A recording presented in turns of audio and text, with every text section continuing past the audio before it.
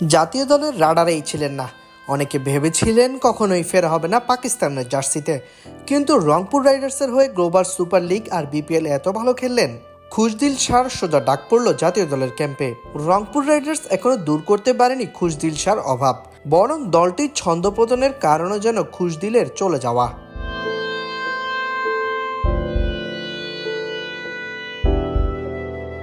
খুশদিলের batting আর bowling দুই বিভাগেই এমনভাবে দলের হাল ধরেছিলেন যে তার শূন্যতা দলকে মারাত্মকভাবেই ভোগাচ্ছে। হন্য হয়ে খোঁজা হচ্ছে তার বিকল্প, তবে প্লে অফের আগে জুৎসুই কোনো বিকল্প খুঁজে পাওয়া কঠিন হয়ে উঠেছে। বিপিএল এর এবারের আসরে সেরা অলরাউন্ডারকে ছাড়া যে দলও হয়ে পড়েছে মলিন। ক্ষতিকর। আপনি দেখবেন বিপিএল থেকে যখনই একটা ন্যাশনাল টিমে একটা প্লেয়ার ডাক পাবে, তখন কিন্তু অনেক বড় একটা গ্যাপ একটা টিমে রেখে যাবে। খুশদিলের মতো প্লেয়ার যে আপনাকে বোলিং অপশন দিত 4 ওভারের, আপনাকে ব্যাটিং অপশন দিত 4 ওভারে, obviously it's hard to feel.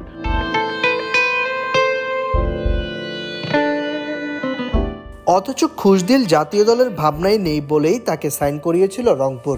তবে তিনি রংপুরের হয়ে ভালো খেলে জাতীয় দলে ফিরছেন বলে গর্বের কমতি নেই গ্লোবাল চ্যাম্পিয়নদের। বিকজ আমরা কিন্তু এই বছর অনেক চেষ্টা করেছি যে যাদেরকে আমরা আনি তারা fully available. Khushdil was no near the national team. So as much as it makes me happy যে ও রংপুর রাইডার্স পারফর্ম করে গ্লোবাল এবং এখানেও ন্যাশনাল টিমে চান্স পেয়েছে, but we also feel bad about the fact that he is not available. So আপনারা যেটা বলছেন যে আমরা রিইনফোর্সমেন্টস আনছি, রিইনফোর্সমেন্টসের সাথে এখন আমাদের খুশদিলের রিপ্লেসমেন্টও আনতে হচ্ছে। সো ওভাবে করে we are trying our best. I don't think money is the issue, I don't think anything is the issue.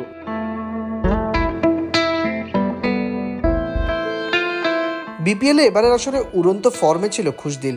Allrounder নৈপুণ্যের বিবেচনা করলে এবার তার ধারে কাছে নেই কেউ। 10 ম্যাচে 8 ইনিংসে 298 রান, গড় 59.60, স্ট্রাইক রেট 175.29, বল হাতে 9 ইনিংসে 17 উইকেট শিকার করেছেন তিনি।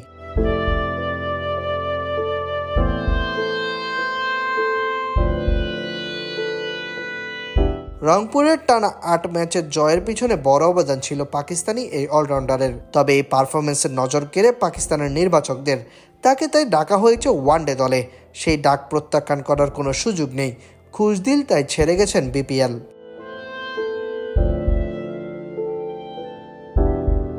সাইদ ইবনে শামস, বিডি কুইক টাইম।